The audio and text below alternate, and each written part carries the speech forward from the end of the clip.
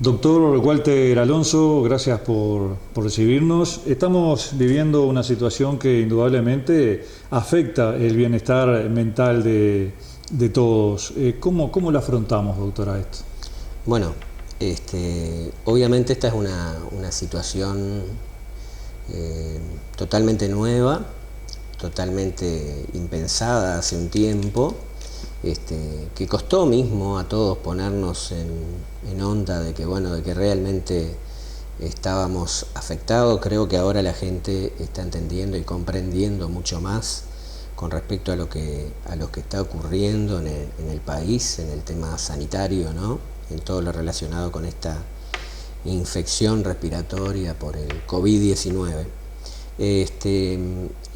Las situaciones han puesto a prueba a todo el sistema, ¿no? A todo el sistema de salud en general, al gobierno primero, al sistema de salud, tanto público como privado, al sistema en general, y por supuesto a los usuarios, ni hablar, y a los funcionarios, todos, médicos, no médicos, de servicio, administrativos, todos se han tenido que ir adaptando y todavía estamos en ese proceso de adaptación a esta situación totalmente nueva, no vivida por ninguno de nosotros antes.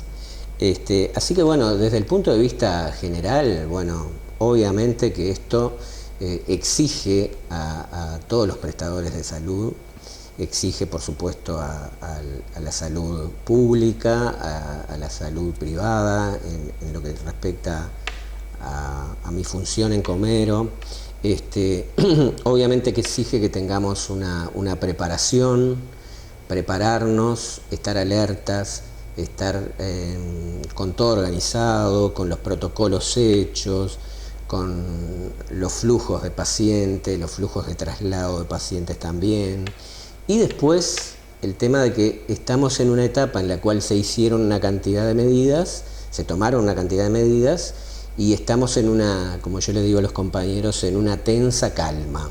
O sea, hay muchas consultas en domicilio, hay poca gente en los edificios sanatoriales, tanto policlínicos como de internación, transita poca gente en las emergencias. Pero bueno, ahí está el tema, ¿no? En este momento de tensa calma, de espera de qué va a ocurrir, ahí se producen una serie de fenómenos en las personas que son las que tenemos que atender. Y bueno, estamos pensando, ya se ha hecho algo desde el punto de vista de la salud mental, sobre todo para favorecer y acompañar a los usuarios en sus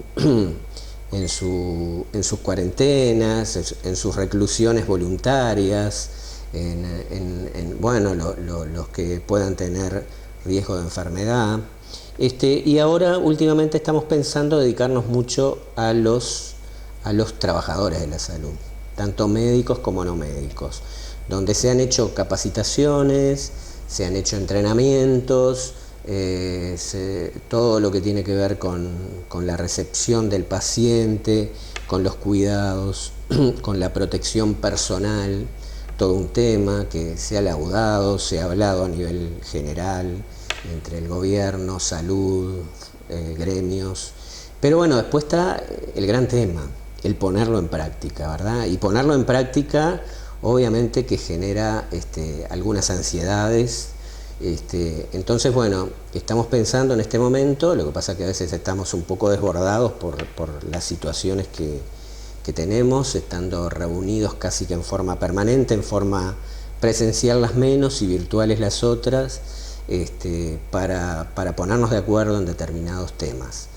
Y bueno, ahí es donde aparecen las ansiedades de las personas, ¿no? Sobre todo los que están en primera línea, los que van a tener que afrontar recibir al paciente con un caso probable, sugestivo, sospechoso, que después se confirmará o no, pero que las medidas igual hay que tomarlas. Entonces, bueno, las ansiedades van por el lado de los temores, de las incertidumbres, de los apoyos, de las dudas, de otra cantidad de factores emocionales que tienen que ver con las personas en su vida personal, que también trascienden en ese momento al trabajo.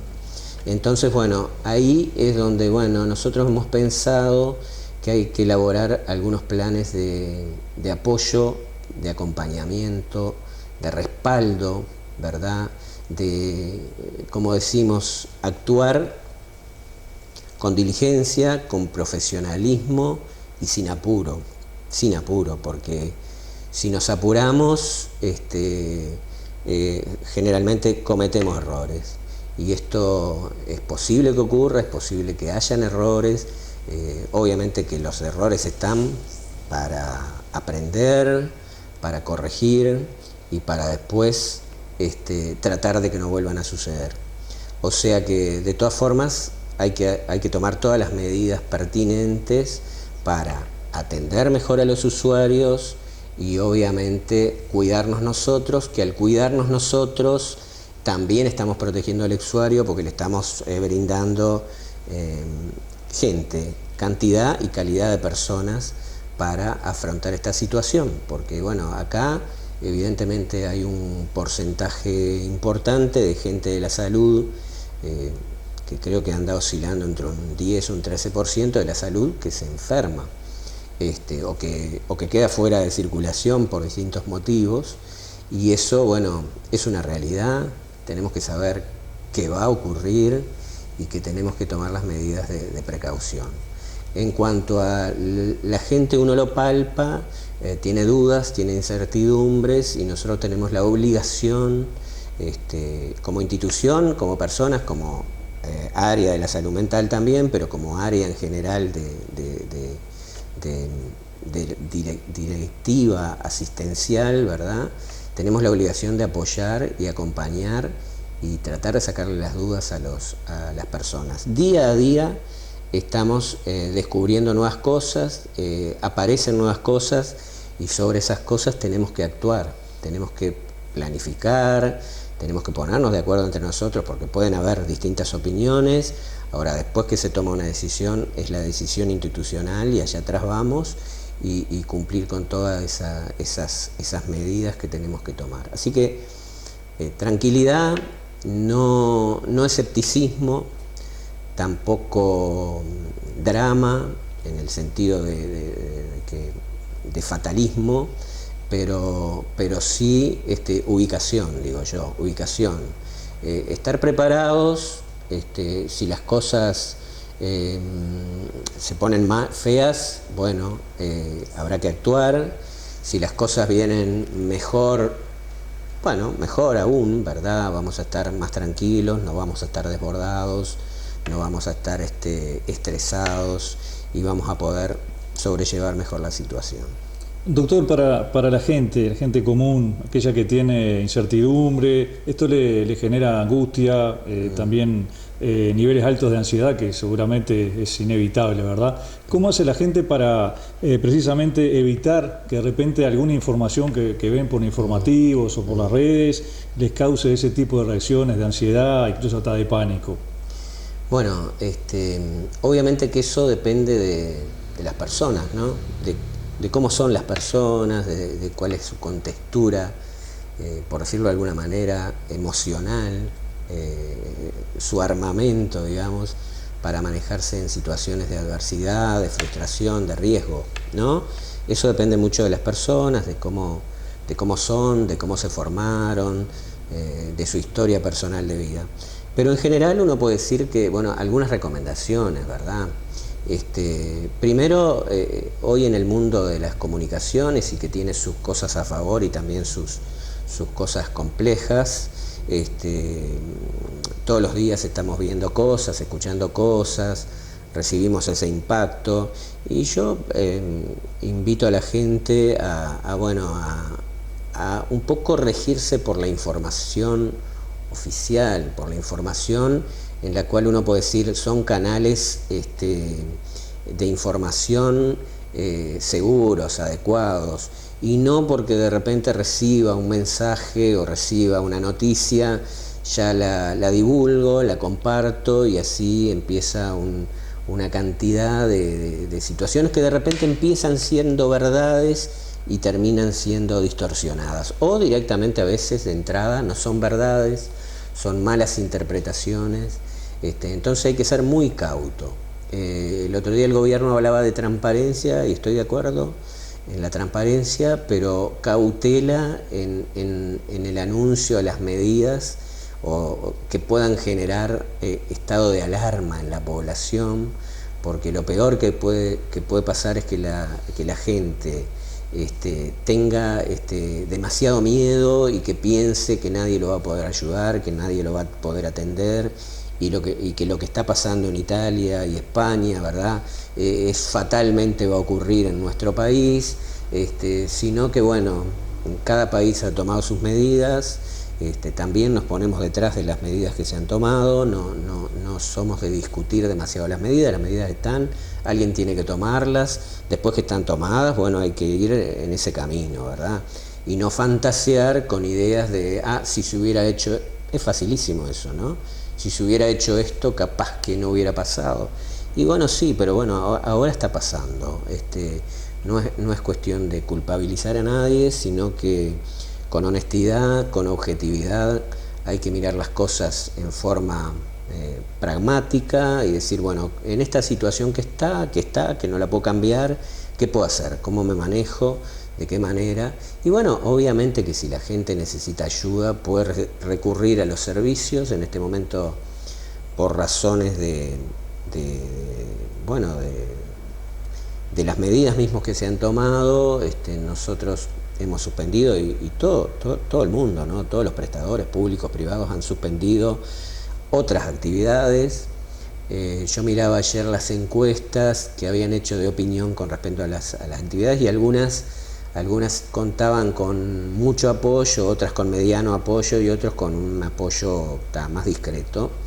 Y todo lo que tiene que ver con la atención en salud, obvio que es molesto que te suspendan una cirugía, obvio que es molesto que el médico no te atienda en policlínicas, que te llame por teléfono, por más que la recepción que hemos tenido de las llamadas por teléfono ha sido espectacular por parte de la gente, y además dejando siempre la puerta abierta de que si es necesario verlo presencialmente, lo vamos a ver, ¿tá? No vamos a dejar en banda a nadie. Los servicios de emergencia siguen funcionando y las policlínicas, eventualmente evitando los conglomerados de personas, también van a seguir funcionando, ¿verdad?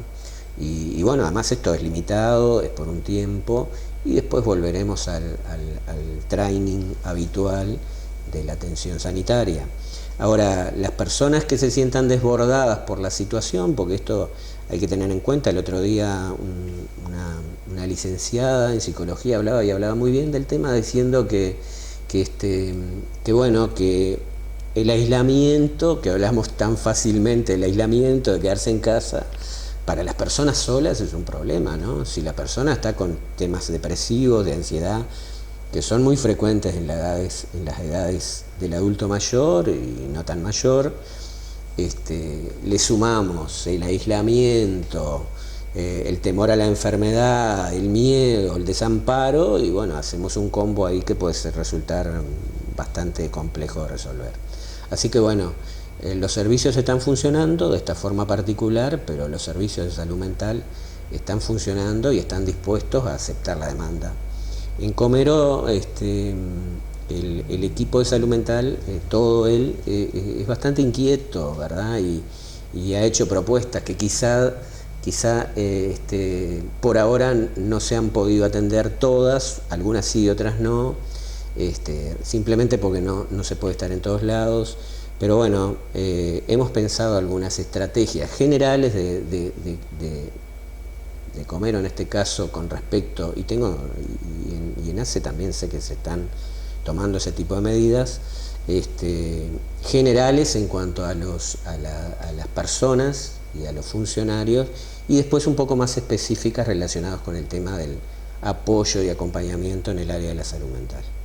Bien, doctor, hablamos un poquito del miedo. Muchas veces es un efecto sano que uno puede tener porque a veces nos protege, ¿verdad?, de algunas situaciones. Sin embargo, en algunos casos hemos notado que es hasta desmesurado y eso genera pánico, o sea, directamente nos lastima, ¿no? ¿Cómo puede manejar uno este tipo de de sentimientos con esta situación que se está viviendo. Como te decía el otro día, hace un momento, depende mucho de las personas, ¿no? De su contextura emocional, por decirlo de alguna manera. Hay personas que lo manejan bien y hay personas que tienen más fragilidad frente a las situaciones de ansiedad, de peligro. Es cierto que el peligro, la preparación, el estado de alerta frente a situaciones complejas, críticas o por lo menos de cierto riesgo, existe un sistema que nos pone en alerta y nos favorece, como tú decías, para afrontar esas situaciones. Pero, ojo, a veces esa respuesta al estrés puede ser desmedida.